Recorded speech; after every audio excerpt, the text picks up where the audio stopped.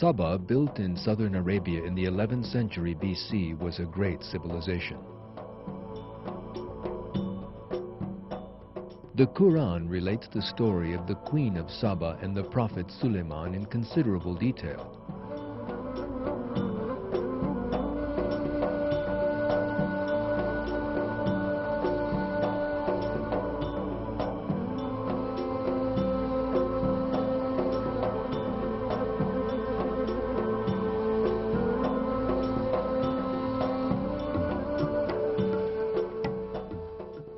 However, there is another story in the Quran regarding this people, who appear before us in a violent act of destruction.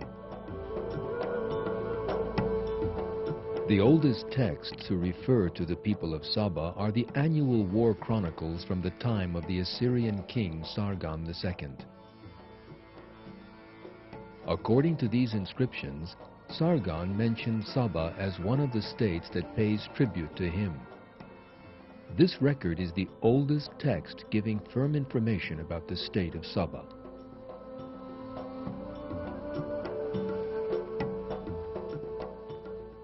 Ancient texts that speak of the people of Sabah say that, like the Phoenicians, they were a state that engaged in wide commercial activities, and that some of the most important trade routes in northern Arabia were in their hands.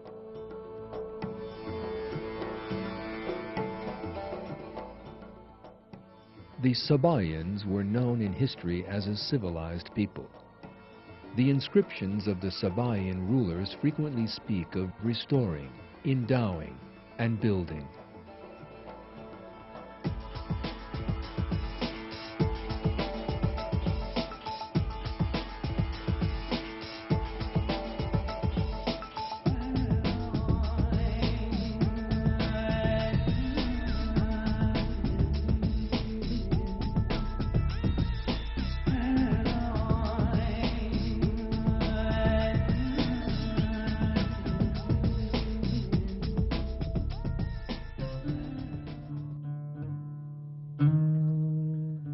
The Marib Dam, the ruins of which have survived down to the present day, is a major indication of Sabaean technology. Thanks to that dam, a bright green world was built in the middle of the desert.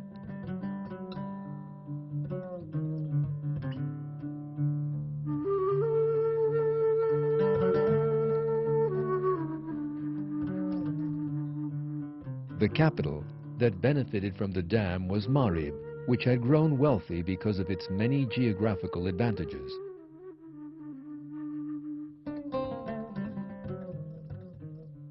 The capital stood close by the Arhana River. The Sabaeans made use of this and built a dam here as they were constructing their civilization and began irrigating the area. Agriculture prospered, and they were thus able to enjoy high levels of well-being.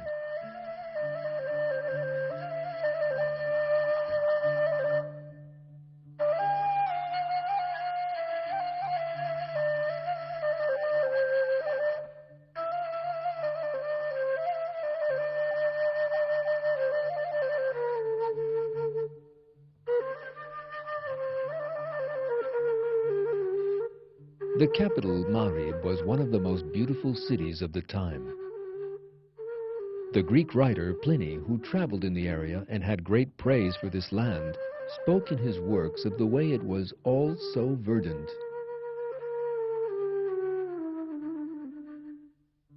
The dam at Marib was 16 meters high, 60 meters wide, and 620 meters long.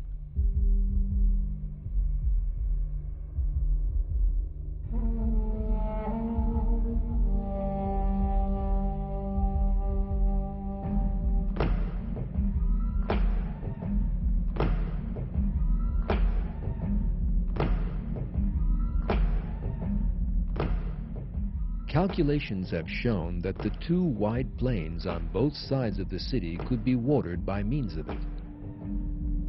These two plains are sometimes described on Sabaean inscriptions as Marib and the Twin Plains. The expression two gardens to the right and to the left in the Quran in all probability refers to the impressive vineyards and gardens in these two valleys.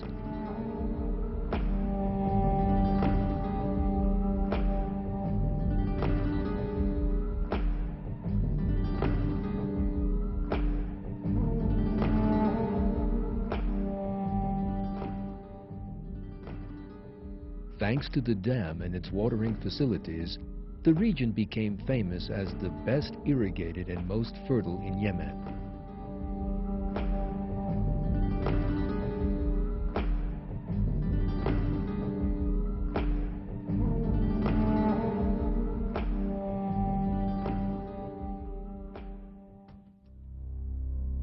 When we examine the verses in the Quran in the light of these historical facts, we can see enormous compatibility between them.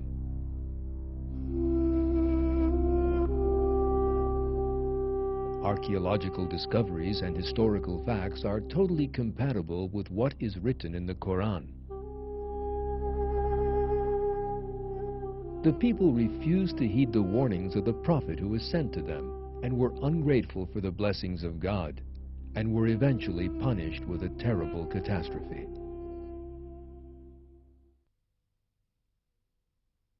There was also a sign for Saba in their dwelling place, two gardens, one to the right and one to the left. Eat of your Lord's provisions and give thanks to him, a bountiful land and a forgiving Lord. But they turned away, so we unleashed against them the flood from the great dam, and exchanged their two gardens for two others containing bitter-tasting plants and tamarisk and a few lote trees. That is how we repaid them for their ingratitude. Are any but the ungrateful repaid like this?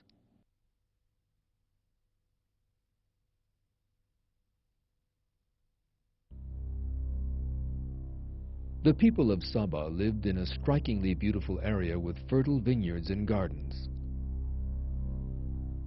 The country of Saba lay across trade routes and thus enjoyed a high level of prosperity, making it one of the most prominent cities of the age.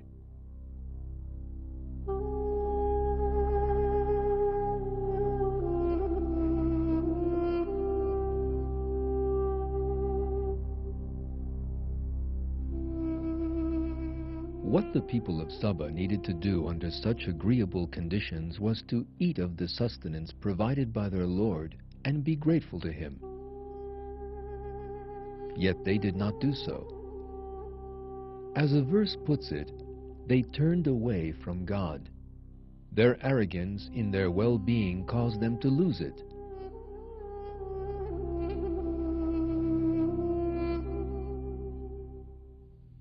The whole country was flattened in a terrible flood.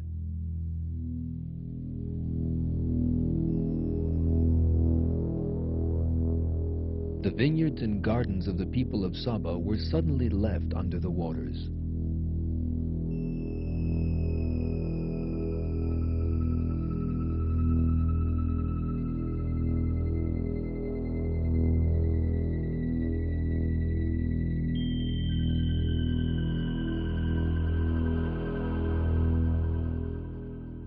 The punishment visited on the people of Saba is described in the Quran as the Sel al-Arim, or the Arim flood. This term in the Quran also tells us the way this disaster occurred. The word Arim means dam or dike. Sel al-Arim describes the way a flood occurs after a dike has been breached.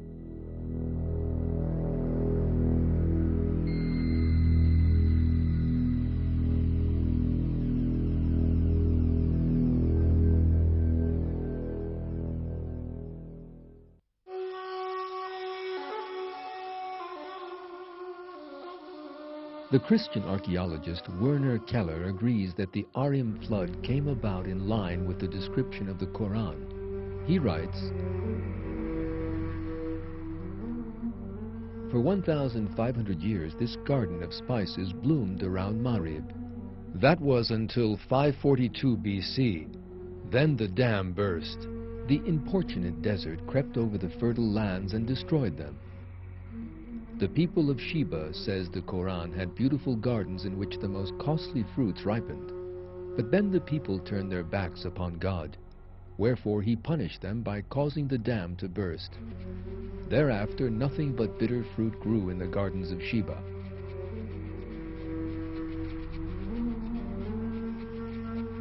The dam, that may be considered the most important source of the people of Saba's wealth and well-being, was also the means of that ungrateful people's destruction. After the disaster of the Arim flood, the area turned into a desert, and as the agricultural fields disappeared, the people of Saba lost their most important source of revenue. The people of Saba, who ignored God's call to believe in Him and give thanks, were thus chastised. Following the terrible damage wreaked by the flood, the people of Saba began to fall apart. They abandoned their homes and migrated to northern Arabia, Mecca, and Syria.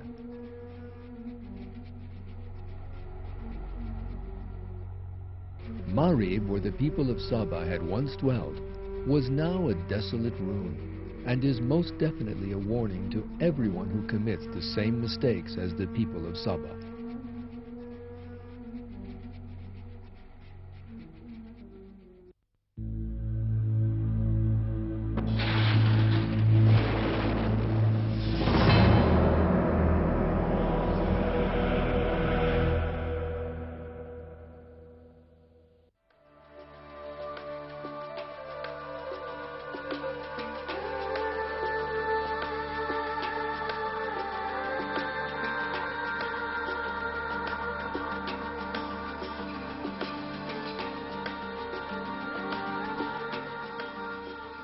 One of the most ancient civilizations in the world is that of Egypt. Their discovery of writing around the 3rd millennium BC, the use they made of the river Nile, and the way they defended themselves from attack all played a major role in allowing that civilization to advance.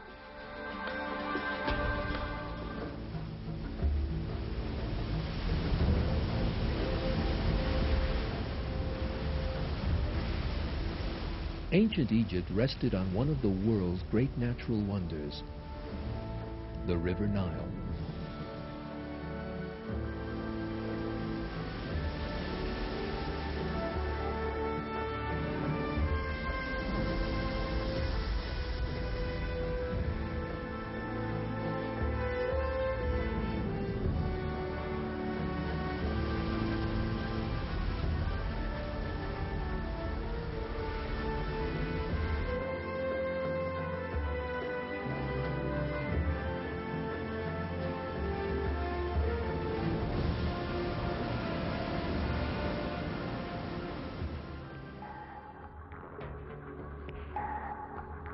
Thanks to the fertility of this river, which stretches from one end of the continent of Africa to the other, the Egyptians were able to engage in agriculture without having to depend on the rainy seasons.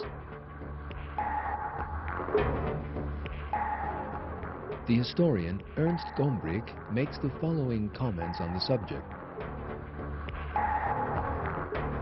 Africa is hot. It does not rain for months. Many parts of the continent are therefore arid. Those regions are covered in desert.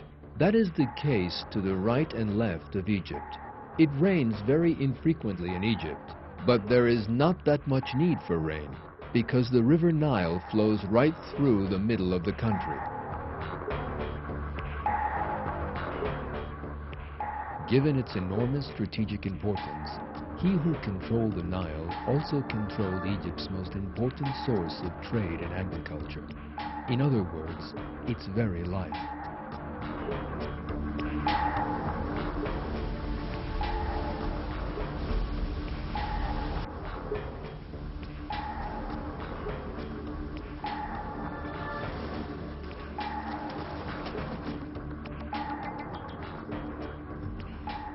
Ancient Egyptian rulers built a mighty kingdom by that means.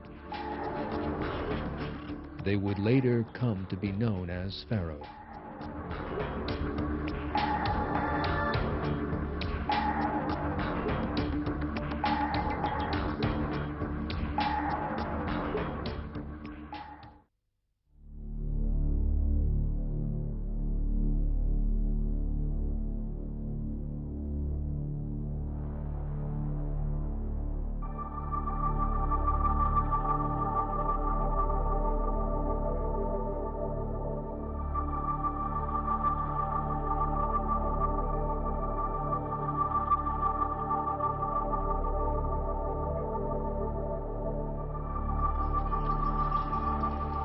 The ancient Egyptians possessed a deviant belief in a great many gods.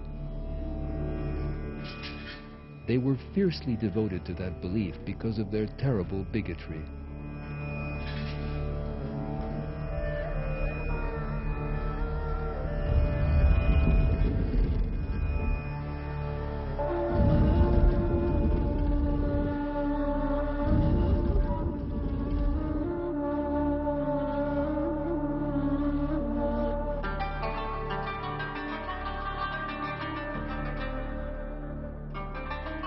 The people of ancient Egypt were greatly influenced by their natural environment.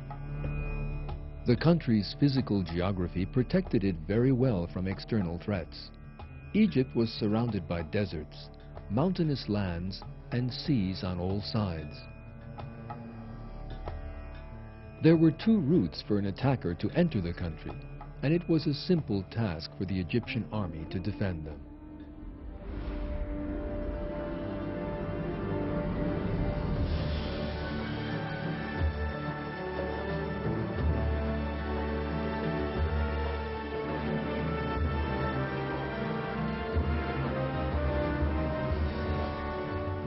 The Egyptians remained isolated from the external world thanks to these natural factors. Over the centuries, that separation turned into harsh bigotry. Closed to new developments and reform, they clung fiercely to their beliefs.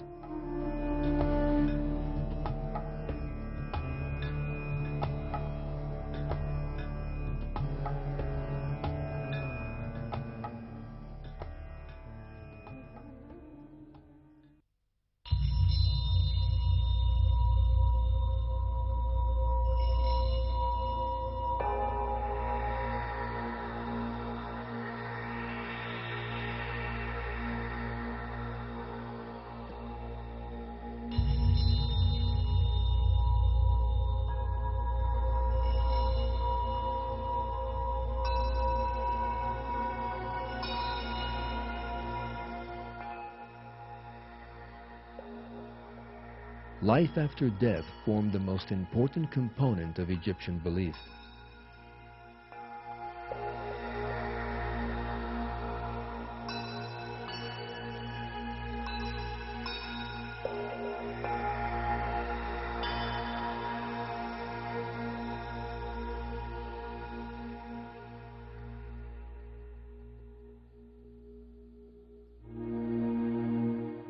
It was believed that the soul survived after the death of the body and that the soul of the deceased was held to account.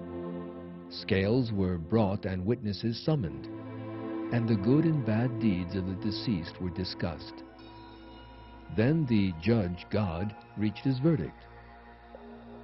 Those whose good deeds weighed heaviest in the scales would lead a life of endless joys, and those whose evil deeds weighed heaviest would suffer eternal torment.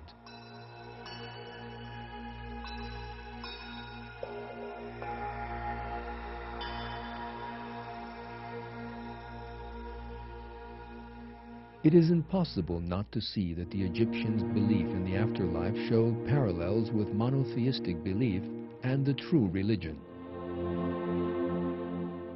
This shows that ancient Egyptian civilization had once been part of the true religion and its revelation. That religion was later corrupted, however, and belief in one God turned into belief in many. We know that from time to time messengers were sent to warn people of the oneness of God and to serve Him.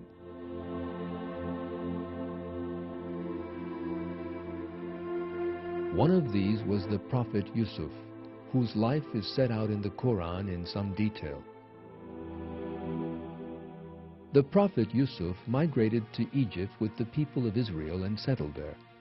After his death, there began a period of enslavement of the children of Israel. That age would end with the sending of the prophet Musa as an ambassador and his leading the children of Israel out of Egypt.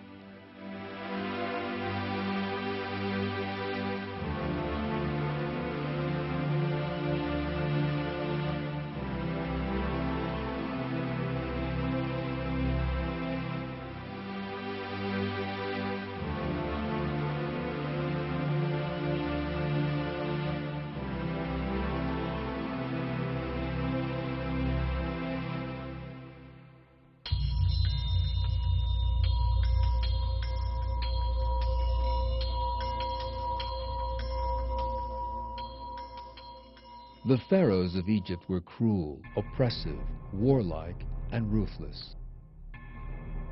One thing they had in common was that they all regarded themselves as great beings within the twisted Egyptian polytheistic system and could shed blood without a moment's remorse.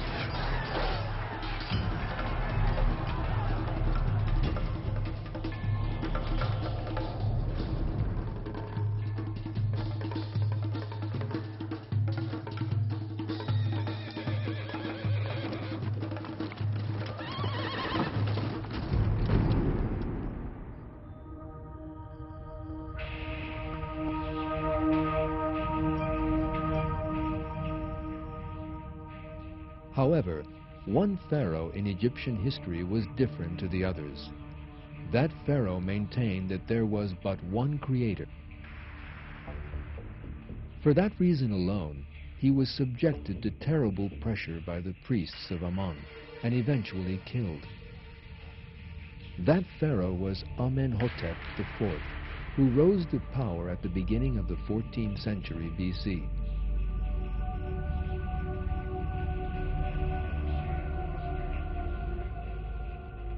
When Amenhotep assumed the throne in 1375 BC, he encountered a conservatism that had grown over the centuries and was subjected to great strife. The reason for that pressure was that he changed the polytheistic Egyptian religion, instilling a belief in one God in its place, and embarked on wide-ranging changes in all areas. However, the leaders in the capital, Thebes, fought Amenhotep. Those who supported him left the city and migrated to another region. Here, Amenhotep changed his name to Akhenaton, which meant the servant of Aton. Aton, according to Amenhotep, was the creator of the heavens and the earth, which indicates that he believed in God alone. Other cruel pharaohs ascended the throne after Amenhotep. They set about spreading their traditional polytheistic religion once again, and did all in their power to return to the past. A century or so later, Ramses II came to the throne, who would enjoy the longest reign in the history of Egypt. According to a great many historians, it was Ramses who opposed the children of Israel and struggled against the prophet Musa.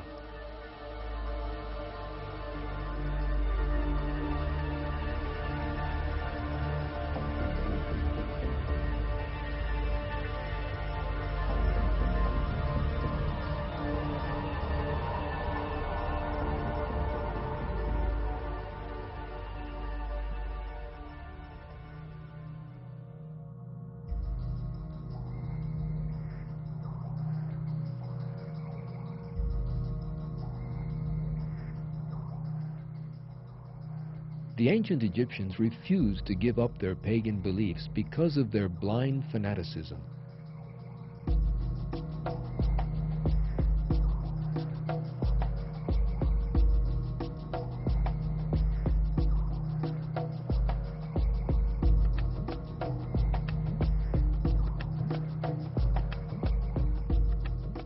Messengers had come to warn them to believe in one God, but the people of Pharaoh had always returned to their old beliefs.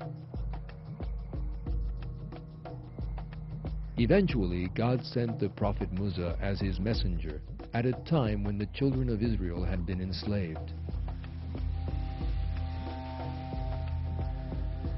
The prophet Musa was charged with both calling the Egyptians to the true religion and with guiding them to the true path by freeing them from slavery.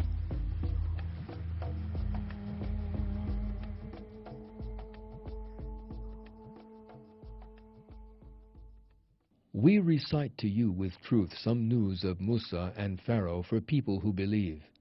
Pharaoh exalted himself arrogantly in the land and divided its people into camps, oppressing one group of them by slaughtering their sons and letting their women live.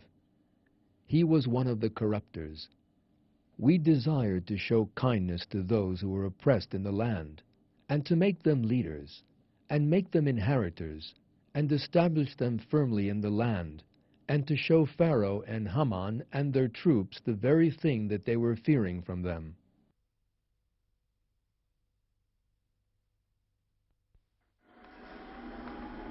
In obedience to God's commandment, the prophet Musa and his brother Harun went to Pharaoh and told him of God's commands. What they wanted was for Pharaoh to cease oppressing the children of Israel and set them free.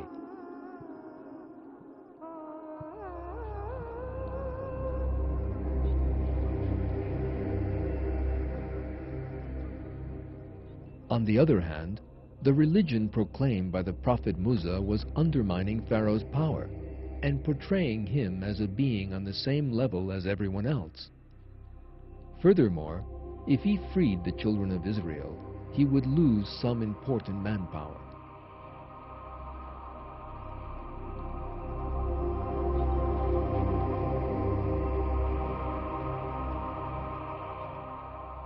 For all these reasons, then, Pharaoh refused to listen to what the prophet Musa told him.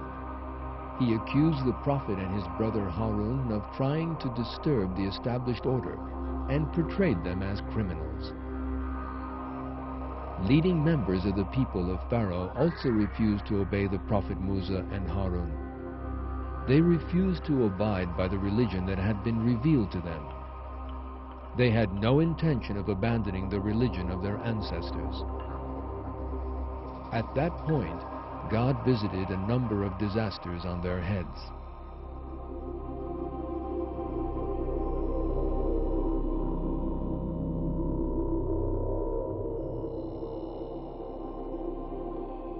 Pharaoh and those close to him were so fanatically devoted to their polytheistic system and pagan beliefs, in other words, the religion of their ancestors, that they were totally unwilling to give it up. Not even the miracles performed by the prophet Musa could turn them from their superstitions. They openly stated the fact. According to Surah 7, verse 132, they said, "No matter what kind of sign you bring us to bewitch us, we will not believe in you." In the face of that obstinacy, God visited a number of disasters on them so they could have a taste of suffering while still in this world. The first of these was drought and scarcity of crops.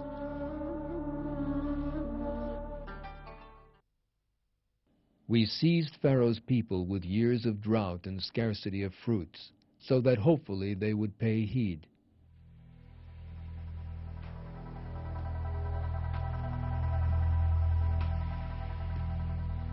The Egyptians had based their agricultural system on the Nile, for which reason changes in natural conditions did not affect them. However, the arrogance of Pharaoh and his close circles towards God and their refusal to recognize his prophet led to a totally unexpected disaster being inflicted on them.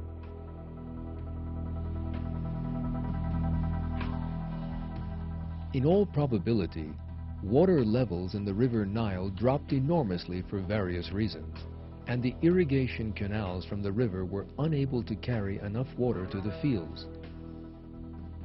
Extreme heat led to crops drying up.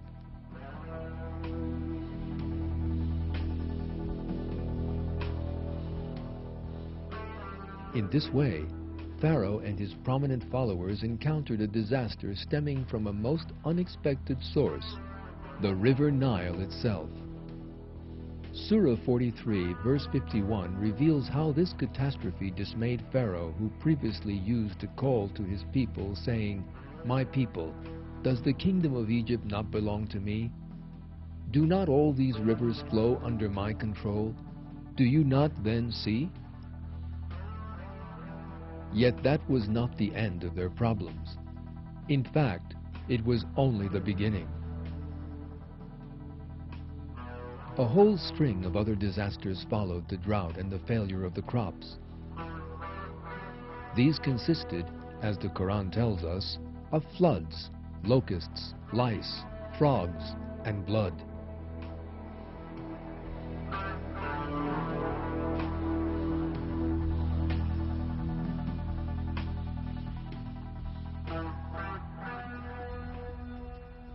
Despite all these things that had happened to them, Pharaoh and his people still refused to take the advice given to them and turn to God. In other words, they remained fixed in their arrogance. Yet that would not last long.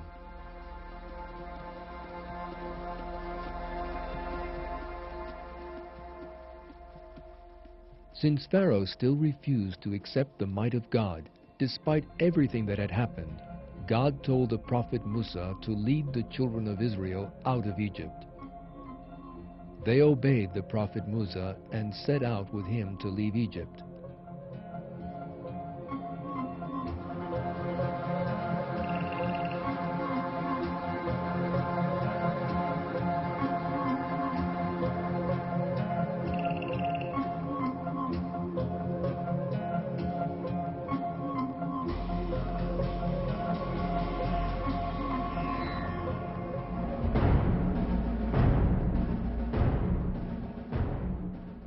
But Pharaoh could not accept their departure without his permission. He therefore gathered his army together and set out to follow the children of Israel.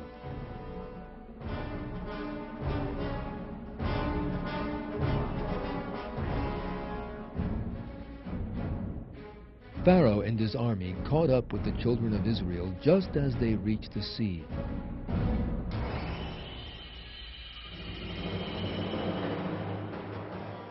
When the children of Israel saw this, some of them began to rise up against the prophet Musa.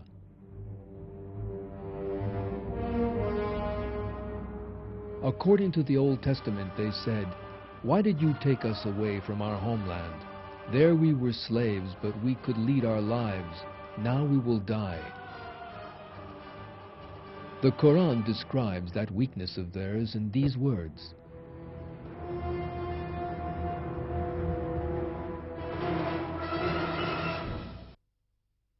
And when the two hosts came into sight of one another, Musa's companions said, "We will surely be overtaken."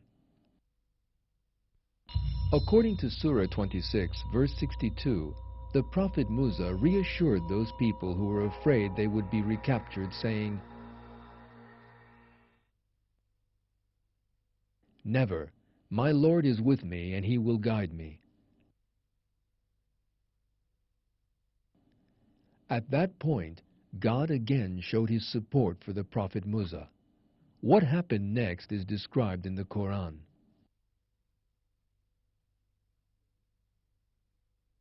So we revealed to Musa, "Strike the sea with your staff," and it split in two, each part like a towering cliff.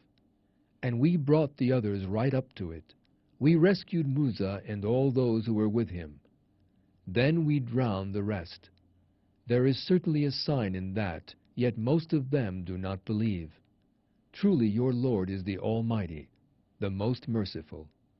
Quran 26, 63 to 68.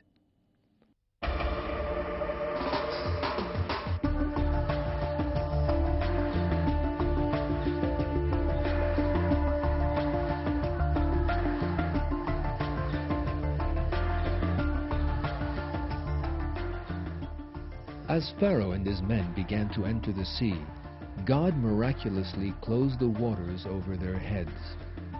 The Quran states that as Pharaoh realized that he was about to die, he stated that he believed in God.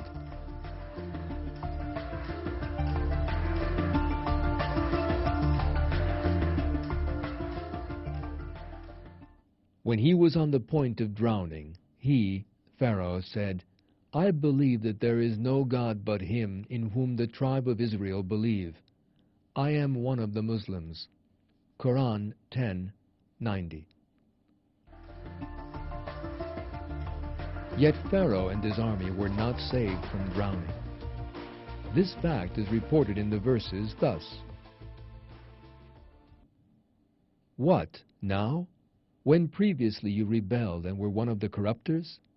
Today we will preserve your body so you can be a sign for people who come after you. Surely many people are heedless of our signs.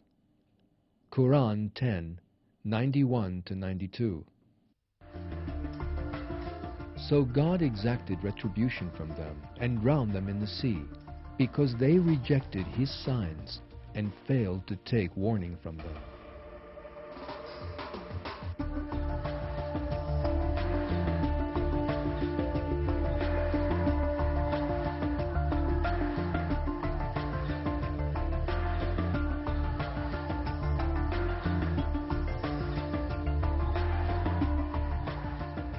Following Pharaoh's violent death, the people of Israel set out for the land promised them by God. And we bequeathed to the people who had been oppressed the easternmost part of the land we had blessed, and its westernmost part as well. The most excellent word of your Lord was fulfilled for the tribe of Israel on account of their steadfastness.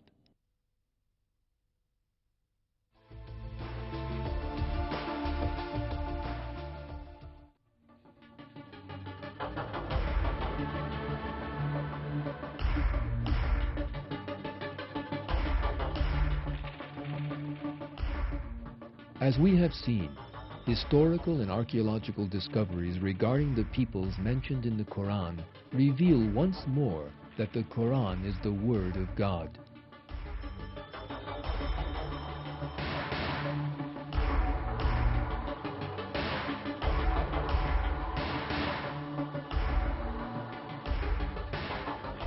People must learn from what befell these peoples and look for means to draw closer to God.